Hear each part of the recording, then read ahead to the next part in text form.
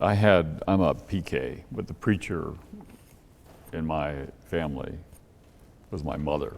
She was ordained in the Pilgrim Holiness Church, all right? And I call them the Marine Corps of Methodism. And they just want a few perfect people. But she, when she married my father, who's Free Methodist, he was the liberal, okay? And when she married my father and started to have kids, she had a phrase, and her phrase, she sent us to the public school because she said, I'm not going to isolate you boys, but I am going to insulate you. And I've never forgotten that, you know, there's no one right way. You can send them to, you can homeschool or public, it doesn't, you know, there's no one right way to do it. But it is important that we not isolate our kids, but we do insulate them. And depending on where you are, you need different R factors of insulation. Right. Because this culture, I mean, this consumer culture, celebrity culture can be so corrosive of the human spirit.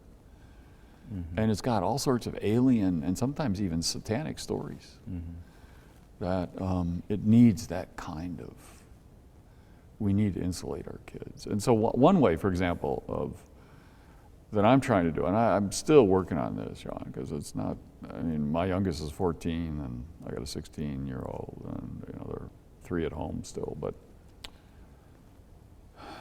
so it's getting a little late for me to get any better at it. But I was taught, I come out of Appalachian culture, mountain culture, there are bad words. Okay, words had power. Words could get into your soul, stain your spirit, and my grandma actually had cleansing rituals that went with those bad words. You know, I just hoped it wasn't lye soap, because my grandma made lye soap.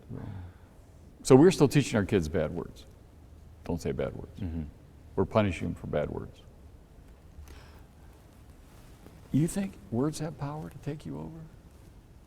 Images have so much more power Than words, sure. than words. Once you let an image in, once you allow it to work on your spirit and your soul, I mean, and we have no ethic of images.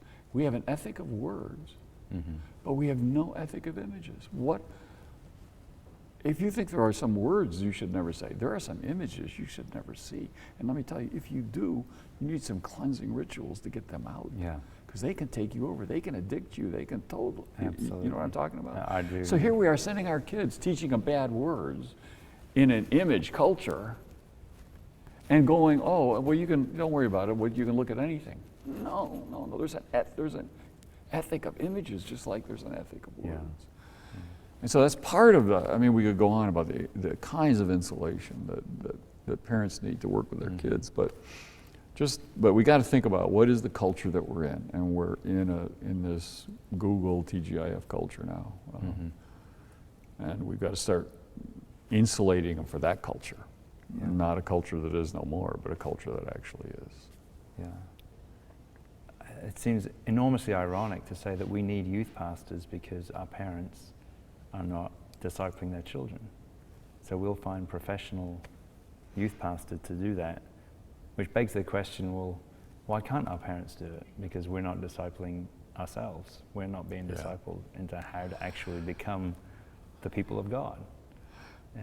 I created a little Twitter firestorm a couple weeks ago because I said... Twitter, what is that again? Twitter. But I put in there that, and I'm just being a little provocative, which I like to do every now and then. You know, Really? you kick a hornet's nest and then run. But I said homeschooling is not an option. Every parent needs to homeschool their children in Christianity. You know, well, some people just saw that homeschooling is not an option. But this is what we're talking about here. You know, and then even people said, well, I don't need to teach my kids because that's why you got youth ministers, and that's why. No, it's a responsibility of the home to teach the faith and to pass on the faith, and you can't outsource it. Yeah. You just cannot. I mean, you can ask for support and reinforcement,